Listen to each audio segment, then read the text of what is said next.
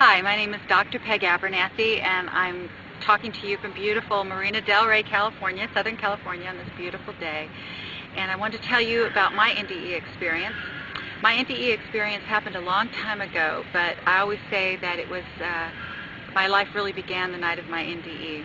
What happened was I was a performer down in Los Angeles, and I had internal bleeding and a massive cyst that had burst. And I was taken to the emergency room, and what was happening, I came from a very staunch Catholic background, and so I was lying on the gurney and I was trying to fight this thought of death that was coming over me. I was lying there, I was praying every prayer I could possibly think of, and I thought, no, I went into this self-survival mode, and I thought, oh, I've got to fight this, I've got to fight this. I was very, very young when it happened. I was in my early 20s. And then again, the thought of death passed through my mind again, and I'm thinking, wait, I'm not dying, am I? I mean, this cannot be happening. I'm young, I'm invincible, I just began my life, right? And then there was another point, and I call it a threshold, where I went, okay, yeah, this is really happening. I think I'm really dying here. And it's very interesting because I went from this mindset of fighting and fighting and fighting to survive to this, it was like I crossed the threshold into acceptance. And once I accepted what was inevitable, and by then, of course, the bells in the hospital emergency room were going off, people started running around. And but I remember smiling, and my smile was my last physical memory of this earth. And I remember a loud roaring sound, a buzzing sound, bells going off, and this kind of a sinking in within to myself. At that point, I was in the most beautiful, peaceful, what I call a subsistence of existence. I wasn't there, I wasn't here, I didn't know anything except this amazing peace. There was no pain. At that moment, I found myself at the top of the hospital room. And I was floating there, and I remember my face was upward, and I also remember consciously thinking, the body is back there. I kept referring to it as the body's down there, it's down there. But I also knew I did not want to look at my body. I didn't want to acknowledge it, and I certainly didn't want to get back in it because it was extremely painful. So at that point, I began to float upwards, and I began floating over what they call negative treetops. I call negative treetops.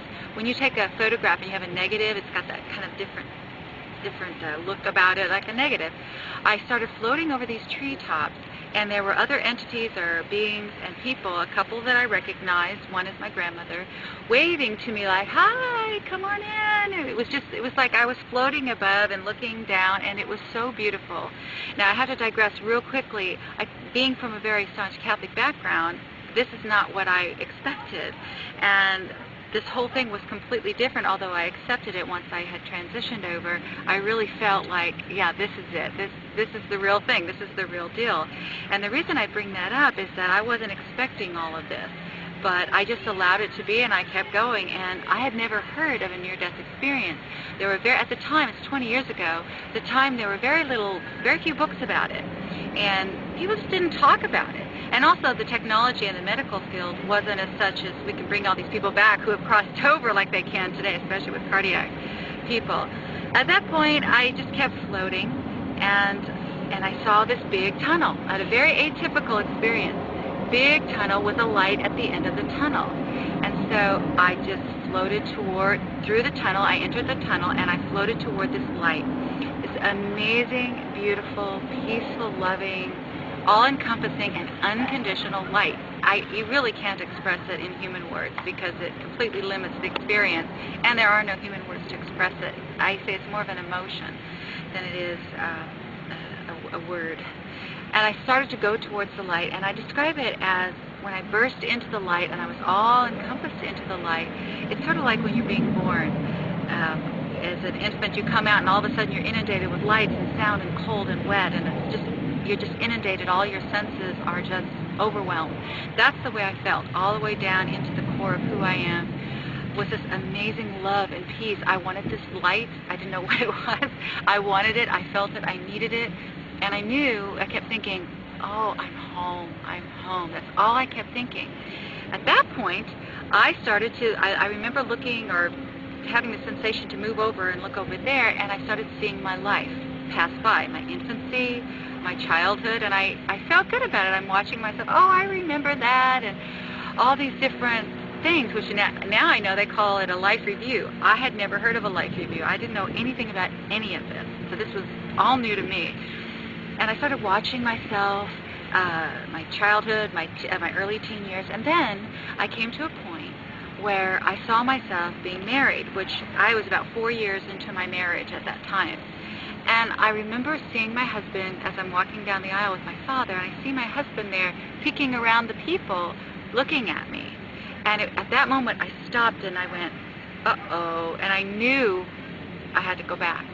And I'm like, what? No, but there was this yearning and this something that I knew that I wasn't done with Pete yet, my husband. We weren't finished, and I had to go back. And at that point, I heard a voice say to me, "Not now, my daughter," which I remember thinking at the time, going, who was that? And I was thinking, is that God? Is that an angel? Who is that? And also, the relationship that I had with my own personal God at the time wasn't like that. It wasn't formal like, you know, a Hollywood movie, not now, my daughter, but that's kind of the way it felt. It was like a sensation of formality, but anyway, and I knew that I had to go back. And of course, at that, I always tell this joke, and my husband always says, oh yeah, blame it on me that you had to come back. I said, it's all your fault.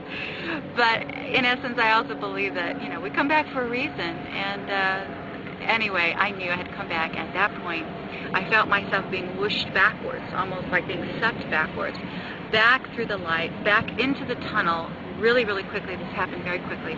Back out over the negative treetops, and just floating back as fast as I could go. At that point, then I remember the sensation of being back in my body with a thud, and I remember the sensation of my body being cold and very confining and almost like, you know, bound, like I was bound. At that point, I took a real deep breath, and I guess that's when I was back in the real world. And I remember looking around. I remember blinking my eyes and people looking at me and hanging over me and checking vitals and whatnot. And at that point I thought, okay, I'm back and I'm not done yet. And the last thing I heard from one of the nurses was, I can't believe that kid almost died. And I remember thinking as I closed my eyes, you have no idea what just happened to me. So basically that's it. That's my near-death experience. And I also say that that was the beginning of my life, because it completely changed my life.